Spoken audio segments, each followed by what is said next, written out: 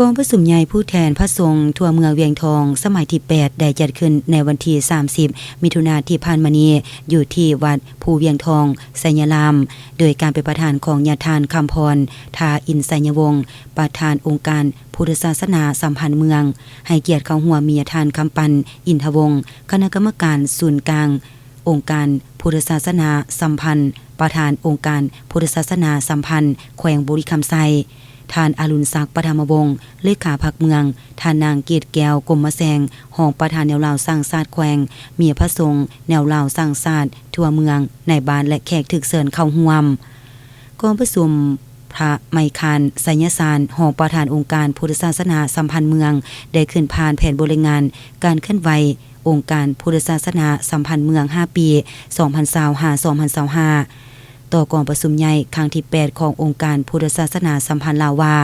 เวียกงานเตาโหมความสามัคคีของพระสงฆ์สามเณรภายในเมืององค์การพุทธศาสนาสัมพันธ์ลาวขั้นต่างๆภายในเมืองเป็นองค์การที่สำคัญในการบริหารงานคุ้มครองหน้าที่เวียกงานของคณะสงฆ์ลาวซึ่งมีภาระบทบาทและหน้าที่ในการเตาโหมความสามัคคีของพระสงฆ์สามเณรศาสนิกชนและออกตนญาติโยมลาวบ่ดาเฮา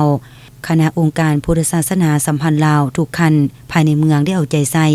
เทศนาสั่งสอนให้พระสงฆ์สามเณรตั้งมั่นในพระธรรมวินัยอย่างเคร่งครัดและระเบียบกฎหมายของบ้านเมืองก่อนอื่นแม่นแน่ใส่เพื่อเฮ็ดให้พระสงฆ์สามเณรมีระเบียบวินัยมีจิตใจยึดมั่นในศีลธรรมในการดำรงชีวิตสร้างความสามัคคีระหว่างศาสนิกชน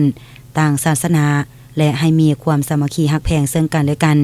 สถิติพระสงฆ์สามเณรในระยะ5ปีผ่านมา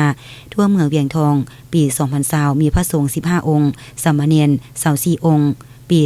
2021มีพระสงฆ์11องค์สามเณร30องค์ปี2022มีพระสงฆ์14องค์สามเณร21องค์ปี2023มีพระสงฆ์15องค์สามเณร49องค์ปี2024มีพระสงฆ์16องค์สามเณร44องค์และปัจจุบันทั่วเมืองมีพระสงฆ์สามเณรทั้งหมด54องค์พระ16องค์สามเณร38องค์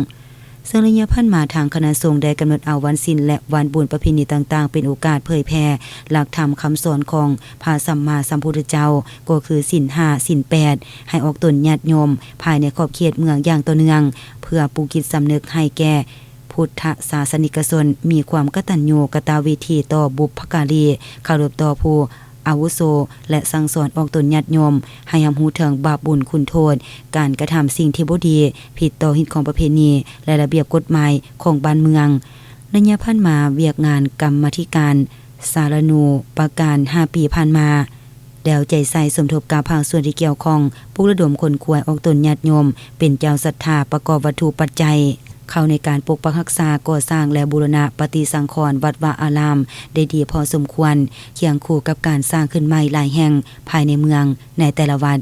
กองประชุมอย่างใดผ่านทิศทางแผนการ5ปีต่อหน้าเพื่อเป็นบทอิงในการจะตั้งพันขยายความสามัคคีความเป็นเอกภาพของพระสงฆ์สามเณรและศาสนิกชนในต่อหน้ากองประชุมใดผ่านมาตรฐานเงื่อนไขผู้เขาเป็นคณะองค์การพุทธศาสนาสัมพันธ์เมืองสุดใหม่จากนั้นญาติทานคำปันอินทวงศ์คณะกรรมการศูนย์กลางองค์การพุทธศาสนาสัมพันธ์ประธานองค์การพุทธศาสนาสัมพันธ์แขวงได้ขึ้นผ่านข้อตกลงแต่งตั้งคณะบริหารงานองค์การพุทธศาสนาสัมพันธ์เมืองเวียงทองสุดที่8จำนวน10องค์แต่งตั้งหับหองเอาประธานองค์การพุทธศาสนาสัมพันธ์เมือง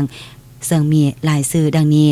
พระอาจารย์คำพรทาอินไสยวงศ์เป็นประธานองค์การพุทธศาสนาสัมพันธ์เมืองพระอาจารย์พงศ์สวัสดิ์เป็นรองประธานพระอาจารย์ไมคานไสยศาสตร์เป็นรองประธานต้นท้ายกองประชุมได้รับฟังการมีคำเห็นให้คำโอวาทจากคณะประธานกองประชุมตื่มอีก